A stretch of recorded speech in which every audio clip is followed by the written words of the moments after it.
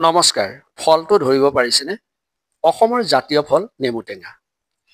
প্ৰতি ঘৰ অসমীয়া লোকৰ পাছফালে এজোপা হ'লেও নেমু গছ আছে। কোনোৱে ব্যৱসায় ভিত্তিত বিঘা হিচাপত নেমু খেতি কৰিলেও নেমু গছৰ বেমাৰ লগতে পোক-পতংগৰ আক্ৰমণৰ পৰা ৰক্ষা পাবলৈ সামৰ্থ্য নহয়। ফলত বহু লোকচানৰ সন্মুখীন হয়। বিশেষতঃ পাত খোৱা পোক, গুৰি বা ডাল বিন্ধা পোক, গুৰি পচা বা চাইট্ৰাছ কেঞ্চাৰ ইত্যাদিয়েই নেমুৰ প্ৰধান বেমাৰ। নেমু খেতিত লগা পোক নতুবা ৰোগসমূহ যদি আমি সততে আওকাণ কৰোঁ, তেতিয়াহ'লে বিঘা হিচাপত বা ব্যৱসায়িক ভিত্তিত কৰা নেমু খেতি বহু লোকচানৰ সন্মুখীন হ'ব পাৰে।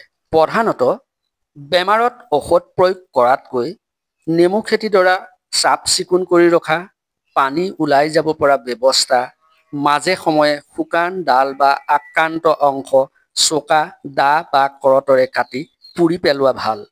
কোৱা বাহুল্য যে ৰাসায়নিক নতুবা কীটনাশক দ্ৰব্যৰে নেমু খেতিৰ ৰোগ আৰু পোক নিয়ন্ত্ৰণ সহজতে কৰিব পাৰি। কিন্তু জৈৱিকভাৱে এনে বেমাৰ বা পোক নিয়ন্ত্ৰণ সততে পোৱা দ্ৰব্যৰে নিয়ন্ত্ৰণ কৰা খুবেই ভাল।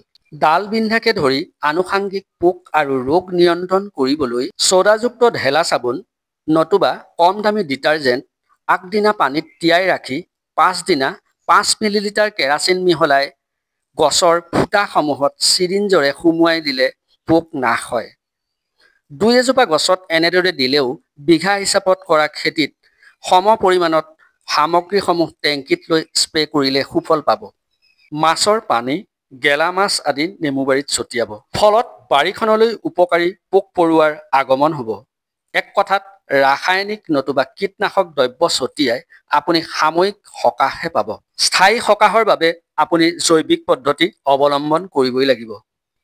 কীটনাশক আৰু ৰাসায়নিক দ্ৰব্যই সেই মাটিত থকা উপকাৰী পোক-পৰুৱা আৰু অণুজীৱসমূহ সেই মাটিত কোনো কাৰণতে ঠন ধৰি উঠিবলৈ নিদিয়ে। আমি সচৰাচৰ দেখা আমৰলি পৰুৱা যদি আপোনাৰ নেমু বাৰীখনলৈ আহে, আপুনি কোনো কালে সেই নেমু বাৰীখনত ঔষধ প্ৰয়োগ নকৰিলেও হয়। সেয়ে জৈৱিকভাৱে কৰা খেতিত গুৰুত্ব দিয়ক। লগতে কিবা জানিব খুজিলে নিসংকোচে কমেণ্ট বক্সত সুধিব পাৰে। ধন্যবাদ। ভাল লাগিলে শ্বেয়াৰ কৰিব বিষয়টো।